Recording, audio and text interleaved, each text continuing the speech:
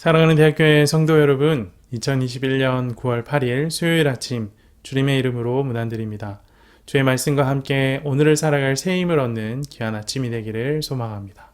함께 보실 하나님의 말씀은 갈라디아서 4장 1절에서 11절까지 말씀입니다.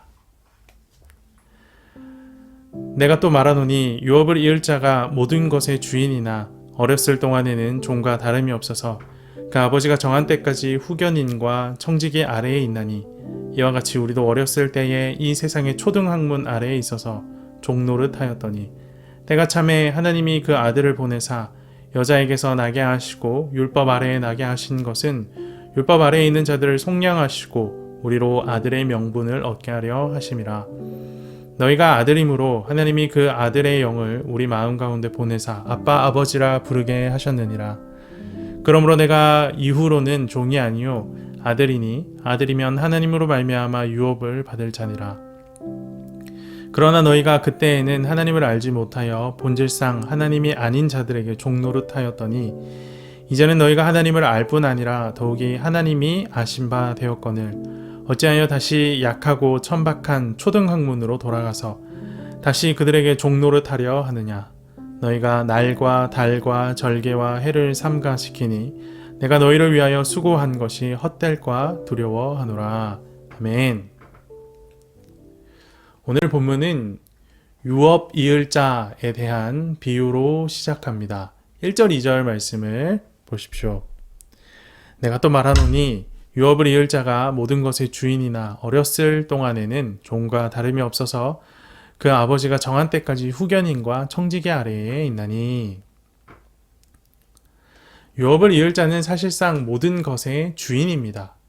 하지만 당장 주인 노릇을 할 수는 없습니다. 그 아버지의 정한 때가 있기 때문입니다. 아버지는 유업을 이을 자가 주인으로서 역할을 제대로 감당하기까지 후견인의 가르침과 청지기의 도움을 받도록 합니다. 그렇기에 유업을 이을 자라 해도 정한 때가 오기까지 종처럼 후견인과 청지기의 명령을 따라야 합니다.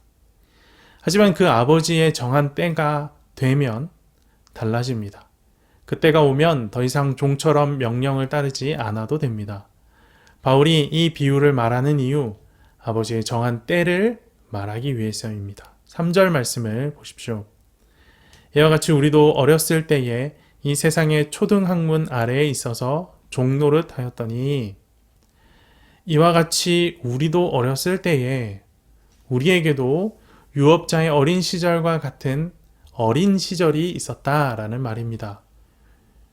유업자의 어린 시절, 유업자를 가르치고 명령하는 자는 후견인과 청지기였음을 우리가 앞선 말씀에서 살펴보았습니다. 그렇다면 우리의 어린 시절, 우리를 가르치고 명령한 자는 누구일까요? 본문은 이 세상의 초등학문이라고 말합니다. 그렇다면 이 세상의 초등학문이란 도대체 무엇을 말하는 것일까요? 4절 말씀을 보십시오. 때가 참에 하나님이 그 아들을 보내사 여자에게서 나게 하시고 율법 아래에 나게 하신 것은 3절에 이 세상의 초등학문 아래에 라는 말이 4절에선 율법 아래에 라는 말로 치환됩니다. 이 세상의 초등학문이 곧 율법이다 라는 말입니다. 우리의 어린 시절 우리를 가르치고 명령한 자는 바로 율법이라는 말이죠.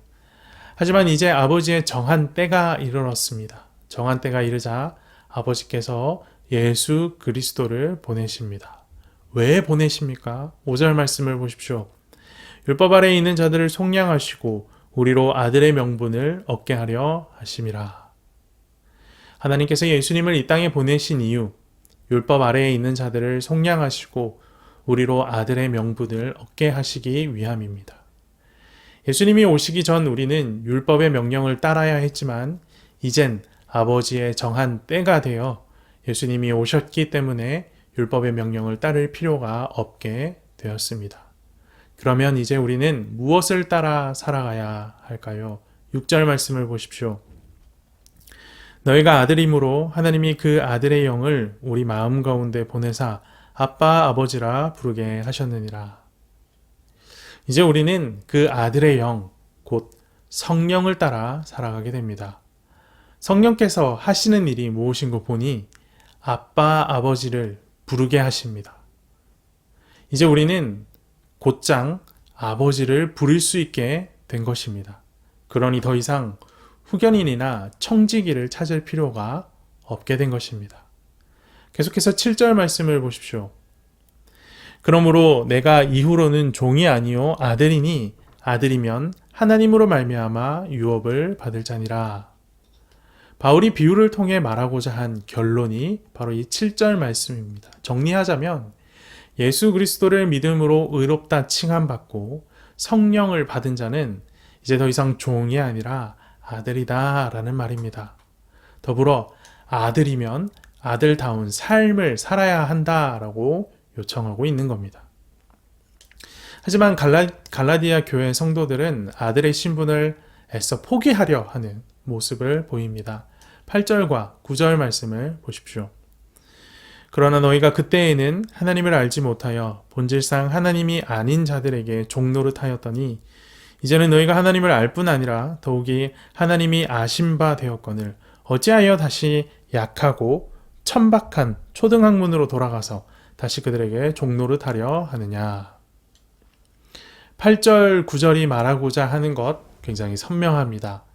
예수 그리스도로 인해 종에서 아들로 입양이 되었는데 어찌 다시 종으로 돌아가려 하느냐 하는 것입니다. 갈라디아 교회 성도들이 도대체 무엇을 행하고 있었길래 이런 이야기, 아들에서 종으로 다시 돌아가려고 하느냐라는 이야기를 듣는 것일까요? 10절 말씀을 보십시오. 너희가 날과 달과 절기와 해를 삼가 지키니. 갈라디아 교회 성도들이 행한 것, 날과 달과 절기와 해를 지키는 것이었습니다.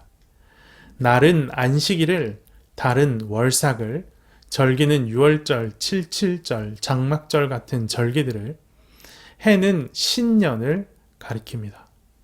이 모든 것은 율법의 시대의 제사를 위해서 필요했던 시간들입니다. 바울은 이 제사의 시간들을 약하고 천박한 초등학문이라고 말을 하고 있습니다. 왜 이렇게 말을 하는 것일까요? 그 제사들이 가리키고 있는 예수 그리스도의 구속사건은 알지 못한 채 그 행위 자체에서 의미를 발견하려고 하기 때문입니다. 사실 이들이 지키고 있는 것은 예수께서 십자가에 달려 보혈로 드린 영원한 제사로 말미암아 이미 다 완성된 것들입니다. 그렇기에 예수의 보혈에 의하여 구속에 들어와 있는 성도들이 다시 이러한 제사의 시간을 가진다라는 것, 이것을 지킨다라는 것은 허물었던 것을 다시 세우는 것과 같은 어리석은 일입니다. 불행하게도 갈라디아 성도들은 이런 어리석은 일을 행하고 있었던 겁니다. 바울은 이런 갈라디아 교회의 모습을 지켜보며 두려움을 느낍니다. 11절 말씀을 보십시오. 내가 너희를 위하여 수고한 것이 헛될까 두려워하노라. 극한의 상황 속에서도 죽음의 위협이 찾아와도 두려움을 몰랐던 사람이 바로 바울입니다. 그런 바울이 갈라디아 교회의 일을 두고선 두렵다라고 말하고 있습니다. 왜 두려울까요? 무엇이 두려운 것일까요? 갈라디아 교회 성도들이 율법으로 돌아가는 것이 두려운 것입니다. 이들이 율법으로 돌아가는 것이 바로 하나님의 부르심을 저버리는 것이요, 그리스도의 죽음을 헛되이 만드는 일이요, 성령의 인도하심을 거부하는 일이기 때문입니다. 오늘 본문은 예수 그리스도로 인해 완성된 복음은 결코 다른 것으로 대체될 수 없다라는 사실을 분명하게 말하고 있습니다. 더불어 복음의 다른 것을 첨가하려는 시도가 두려움을 느껴야 할 만큼의 굉장히 위험한 일임을 가르치고 있습니다. 복음과 관련해 우리 편에서 무언가를 하려는 시도는 아버지의 정한 때를 부정하고 내가 정한 때를 만들고자 하는 시도와 같기 때문입니다. 사랑하는 대학교의 성도 여러분, 오늘 말씀과 함께 갈라디아 교회가 율법으로 돌아가려는 것과 같은 그런 모습이 우리 가운데 있진 않은지 돌아보아야 하겠습니다. 더불어 이런 상황을 두려워하는 바울과 같은 영적 민감함이 우리 가운데 여전히 살아있는지도 돌아보아야 하겠습니다. 복음이 도전받는 상황을 두려워할 줄 아는 대학교의 성도들이 되기를 간절히 소망합니다. 함께 기도합시다. 살아계셔서 역사하시는 하나님 아버지 감사합니다. 오늘도 우리 가운데 귀한 주의 말씀을 허락하여 주셔서 복음 가운데 다른 것을 첨가하지 말 것에 대해 다시금 생각하게 하여 주심에 감사합니다.